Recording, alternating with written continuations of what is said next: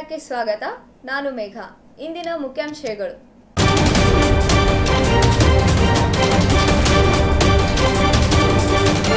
ವಿಜಯಪುರ ಮಹಾನಗರ ಪಾಲಿಕೆಯಲ್ಲಿ ಹೈಡ್ರಾಮಾ. ಕಾರಿನಲ್ಲಿ ಬೆಂಕಿ, 5 ಜನರು ಪ್ರಾಣಾಪಾಯದಿಂದ ಪಾರು. ಚಿತ್ರನಟ ದೊಡ್ಡಣ್ಣ ಆರೋಗ್ಯದಲ್ಲಿ ಏರುಪೇರು, ಆಸ್ಪತ್ರೆಗೆ ದಾಖಲು. ರಸ್ತೆ ಅಪಘಾತದಲ್ಲಿ ತಾಯಿ ಮಗಳ ಸಾವು. ವಾರ್ತೆಗಳ ವಿವರ. ವಿಜಯಪುರ ನಗರ ಮಹಾನಗರ ಪಾಲಿಕೆಯಲ್ಲಿ ಇಂದು ಹೈಡ್ರಾಮಾ ನಡೆಯಿತು. Ward number 14 corporator Prakash Mirji ಕಳೆದ 3 ದಿನಗಳಿಂದ ಆಮರಣ ಉಪವಾಸಕ್ಕೆ ಕುಂತಿದ್ದರು. ನನಗೆ ಯಾರೂ ವಿಚಾರಿಸಲು ಬಂದಿಲ್ಲ ಎನ್ನುವುದು ಇವತ್ತು ನಗರದ ಪಾಲಿಕೆಗೆ ಬೀಗ ಜಡಿದು ಧರಣಿ ನಡೆಸಿದ್ದರು. ಪೊಲೀಸರು ಈ ಗುಂಡಾವರ್ತನೆಯನ್ನು ಖಂಡಿಸಿ ಅವರನ್ನು ಬಂಧಿಸಿ ಕರೆದುಕೊಂಡು ಹೋಗಿದ್ದರು. ಮಿರ್ಜಿ ಅವರು ಮಾಧ್ಯಮಗಳಿಗೆ ಮಾತನಾಡುತ್ತಾ ತಮ್ಮ 5 ಬೇಡಿಕೆಗಳಿಗೆ ಸ್ಪಂದಿಸಲು ಜಿಲ್ಲಾಧಿಕಾರಿ ಕಮಿಷನರ್ ಬಂದಿಲ್ಲ. ನನಗೆ ಪೊಲೀಸರಿಂದ ದಬ್ಬಾಳಿಕೆ ಮತ್ತು ಜೀವ ಬೆದರಿಕೆ ಇದೆ. ಇದರ ಹಿಂದೆ MLA ಮಕುಲ್ ಭಗವಾನ್ ರವರ ಕೈವಾಡ ಇದೆ ಎನ್ನುವುದು ಆರೋಪಿಸಿದರು.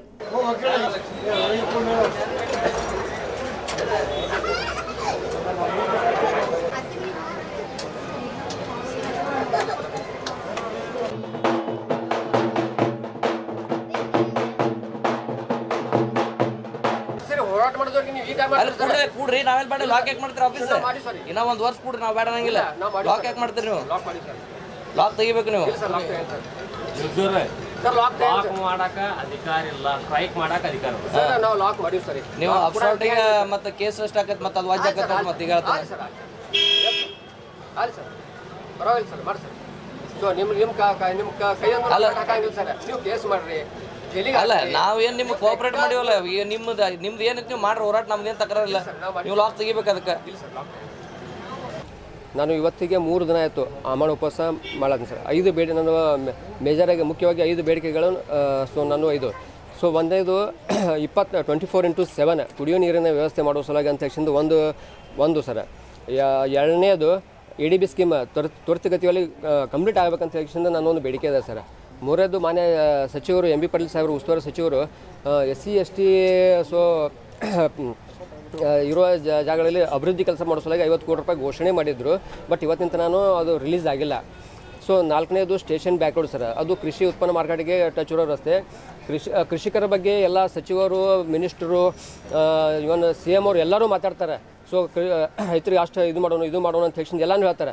ಬಟ್ ಇವತ್ತಿನ ನಾನು ಬರೀ ಒಂದು ಕೃಷಿ ಉತ್ಪನ್ನ ಅವ್ರು ಬೆಳೆದ ಬೆಳೆಯನ್ನು ಮಾರ್ಕೆಟಿಗೆ ಒಯ್ಯಲಾರ ಪರಿಸ್ಥಿತಿ ಒಳಗದ ಸರ್. ಸೊ ಅದೊಂದು. ಆಮೇಲೆ ಡಿಲಿಮಿಟೇಷನ್ ಒಂದು. ನಾನು 3 ದಿನ ಇವತ್ತು ಅಮರಣ ಉಪವಾಸ ಕೂತ್ರು ಇವತ್ತಿನ ತನಕ ಯಾರೂ ಬರಲಿಲ್ಲ. ಇವತ್ತು ಬಂದು ಪೊಲೀಸ್ ಡಿಪಾರ್ಟ್ಮೆಂಟ್ ಇಷ್ಟು ದಬ್ಬಾಳಿಕೆ ಮಾಡತ್ತಾರೆ. 3 ದಿನ ಅಂತೂ ಯಾರೂ ಬರಲಿಲ್ಲ, ಯಾರೂ ಬಂದಿಲ್ಲ.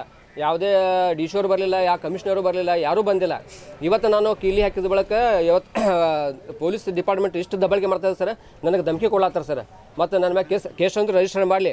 ಸೊ ಏನಾಗ್ತದೆ ನೋಡೋ ಪರಿಸ್ಥಿತಿ ನೋಡೋತನೋ ಜೀವ ಬೆದರಿಕೆನೂ ಹಾಕ್ಲಾತ್ತಾರೆ ಸರ್. ಸುನಿಲ್ ಕಾಂಬ್ಳೆ ಸಾಹೇಬ್ CPI ಅವರು ಏನಾಗ್ತದೆ ನೋಡು ಪರಿಸ್ಥಿತಿ ನೋಡು ಅಂತ ತಕ್ಷಣ ನನಗೆ ಜೀವ ಬೆದರಿಕೆನೂ ಹಾಕ್ಲಾಕತ್ತಾರೆ. ಇಷ್ಟು ಇಂಥ ನಾನು ಒಬ್ಬ ಹೋರಾಟಗಾರಿಗೆ ಜೀವ ಬೆದರಿಕೆನೂ ಬರ್ಲಾತ್ತವ ಸರ್. ಇವೆಲ್ಲ ನನಗನ್ಸೋ ಮಟ್ಟಿಗೆ ಇದು ಶಾಸಕ ಮಕ್ಬುಲ್ ಬಾಗಾನ್ ಅವ್ರಿಗೆ ಕೈವಾಡದ. ಮತ್ತು ಇವರೆಲ್ಲರೂ ನಮ್ಮ ಆಯುಕ್ತರಾಯಿತು, ಪೊಲೀಸ್ ಡಿಪಾರ್ಟ್ಮೆಂಟು ಅವ್ರು ಕೈಗೊಂಬೆ ಕೆಲಸ ಮಾಡ್ಲತ್ತಾರ ಅಂತ ತಕ್ಷಣ ಅತಿ ರೀತಿ ಖಂಡನೆ ಮಾಡ್ತೀನಿ ಸರ್. ಇದು ನಾನು ಈಗ ಇದು ಮಾಡಿದ್ರು ಸಿಬ್ಬಂದಿಗೆಲ್ಲ ಇದು ಮಾಡಿ ಹೌದು ಹೊರಗೆ ಹಾಕಿವಲ್ಲ ಸರ್. ಸರ್ ನಾವು 3 ದಿನ ಆದರೂ ಅಮರಣ ಕೂತ್ರು ಯಾರೂ ಸ್ಪಂದನೆ ಮಾಡಲಿಲ್ಲ. ಅದಕ್ಕೆ ನಾವು ಎಲ್ಲರನ್ನ ಎಲ್ಲ ಸ್ಟಾಪ್ದವ್ರು ಹೊರಗೆ ಹಾಕಿಸಿಂದ ಈಗ ಕಿಲಿ ಹಾಕಿವಿ ಸರ್.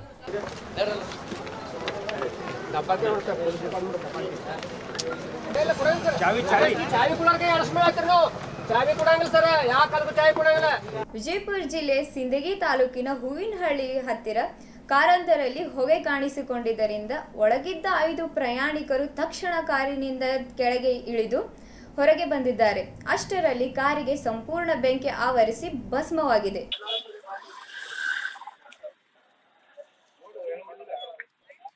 ಹಿರಿಯ ನಟ ದೊಡ್ಡಣ್ಣರವರು ವಿಜಯಪುರ ನಗರದಿಂದ 40 ಕಿಲೋಮೀಟರ್ ದೂರದಲ್ಲಿ ಚಿತ್ರೀಕರಣ ನಡೆಯುತ್ತಿದ್ದ ಸಮಯದಲ್ಲಿ ಅಸ್ವಸ್ಥರಾಗಿದ್ದರಿಂದ ಇವರನ್ನು ನಗರದ ಆಯುಷ್ ಆಸ್ಪತ್ರೆಯಲ್ಲಿ ದಾಖಲಿಸಲಾಯಿತು.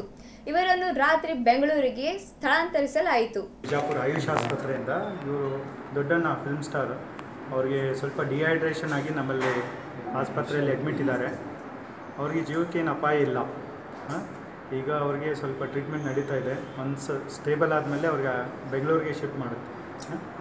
ಜೀವಕ್ಕೇನು ಅಪಾಯ ಅಂತದ್ದು ಏನಿಲ್ಲ. ಡಿಹೈಡ್ರೇಷನ್ ಇದೆ, ಸ್ವಲ್ಪ ಇನ್ಫೆಕ್ಷನ್ ಇದೆ, ಶುಗರ್ ಇರೋದ್ರಿಂದ ಸ್ವಲ್ಪ ತೊಂದರೆ, ಮತ್ತೇನಿಲ್ಲ. ಸ್ವಲ್ಪ ಕಾಲಿಗೆ ಸೆಲ್ಯುಲೈಟಿಸ್ ಅಂತ ಇನ್ಫೆಕ್ಷನ್ ಇದೆ. So it is a treatment ನಡೀತಾ ಇದೆ. ಬೇಗ ಅವ್ರು ಗುಣ ಆಗುತ್ತಾರೆ. ಈಗ ಒಂದು ಅರ್ಧ ತಾಸು ಆಯ್ತು ಅಡ್ಮಿಟ್ ಆಗಿ. ಶಿಫ್ಟ್ ಅವ್ರಿಗೆ ನೋಡೋಣ, ಸ್ವಲ್ಪ ಉತ್ತಮ ಆದಮೇಲೆ ಶಿಫ್ಟ್ ಮಾಡುತ್ತೆ. ಮೇ ಬಿ ಬೆಳಿಗ್ಗೆನಾ ಅಥವಾ ಮೋಸ್ಟ್ಲಿ ಬೆಳಿಗ್ಗೆ.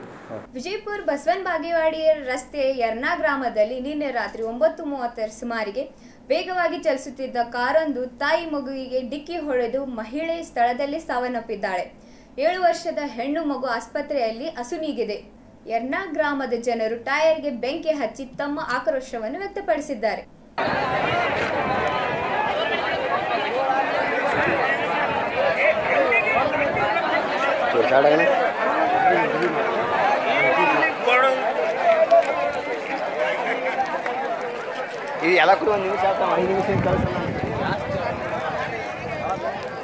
ಸಂಪೂರ್ಣ ವಾರ್ತೆಗಳಿಗಾಗಿ ನೋಡ್ತಾ ಇರಿ ಬಿ ನ್ಯೂಸ್ ನೇಷನ್ ಕನ್ನಡ.